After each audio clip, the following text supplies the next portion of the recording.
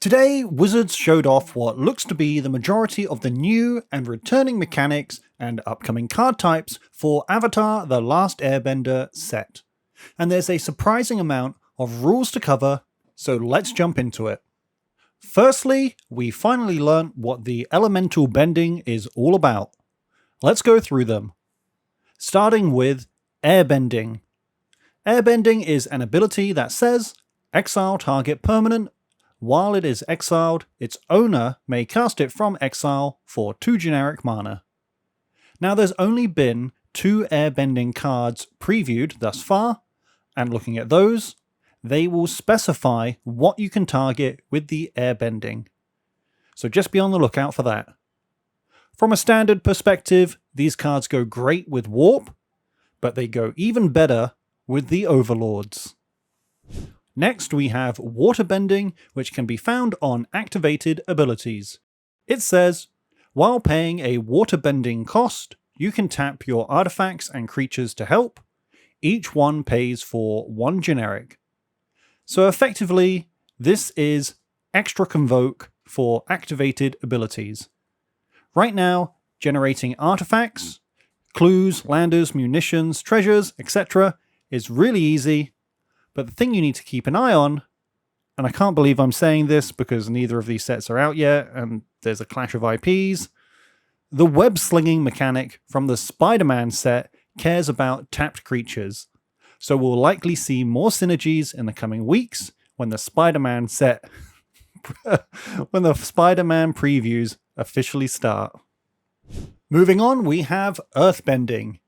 Earthbending X means target land you control becomes a 0/0 creature with haste that is still a land. Put X +1/+1 counters on it. Now this is my favorite part. When it dies or is exiled, return it to the battlefield tapped. Yes, finally. One of the biggest drawbacks with animating lands was immediately opening them up to be targeted by creature removal. With Earthbending, that completely mitigates that risk. Now, I'm not saying I want to see this every time we get a land animating effect. It's just cool to see WotC explore this design space. And from what we've seen so far, Toph, the first metal bender, is shaping up to be my favorite card from the set. The last elemental bending to cover is Firebending. Firebending X means whenever this creature attacks, add X red mana. This mana lasts until the end of combat. So Firebending is clearly excellent for aggressive decks, as you can use the mana you generate when you attack to pay for your pump or burn spells. I also really like that it's perfect fuel for the new card, Fated Firepower, an enchantment with an X in its cost that you can use all of that excess mana and then massively increase your damage output. Now with all the bending techniques announced, we can finally start to work out how hard will it be to flip Avatar Aang. And currently, it does seem like it's going to take quite a bit of mana to do so.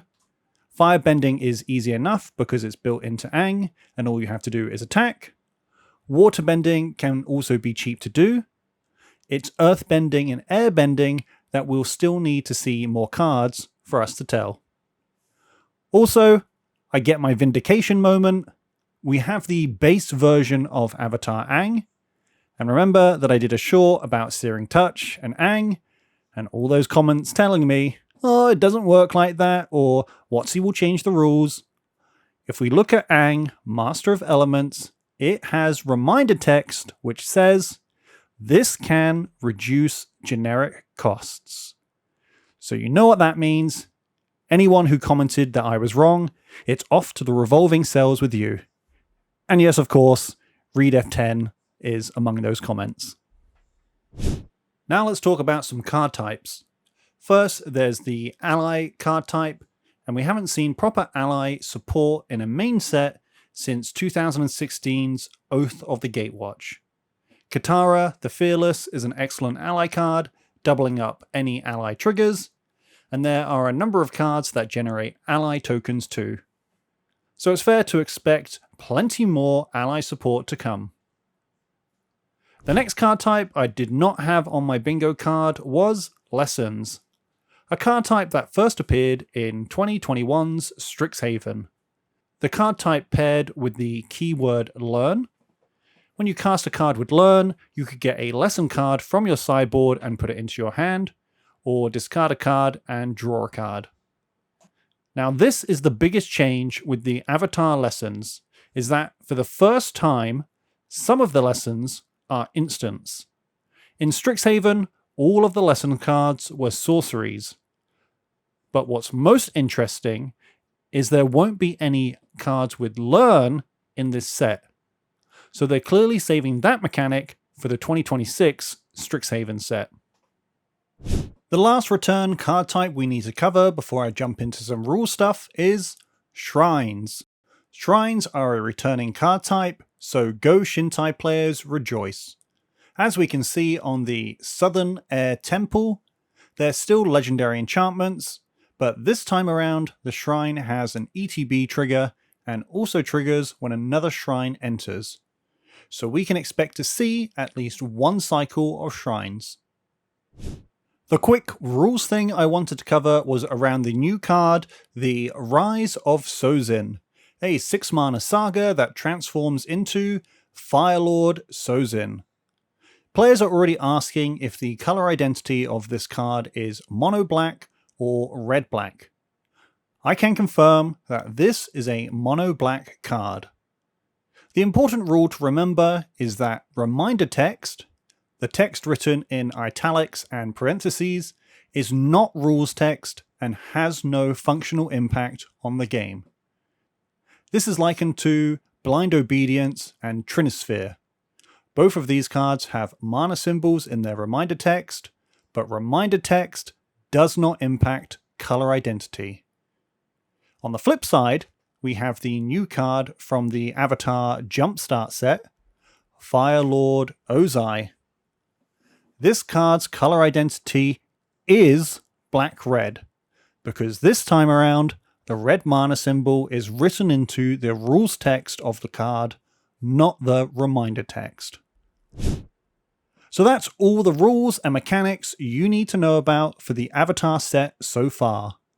Let me know what your favorite card is in the comments down below. As always, be sure to like the video if you learned something, and subscribe because if you don't, I'll sacrifice Appa to the Firelord. Thanks for watching, and I'll see you in the next one. Hey, Editor Attack on Cardboard here. I just need to fill some time so I can hit 8 minutes and get the sweet mid-rolls. If you've made it this far in the video, let me know what you think about these slightly less intensive edited videos, just so I can obviously pump these out real quickly when some news comes through. If you like to see this stuff, because obviously I can turn these around in, within 12 hours of the news being announced, let me know in the comments down below. Thanks for listening to The Secret Message. Thanks for letting me get my sweet ad revenue. Bless your packs. Thank you very much. Have a good night.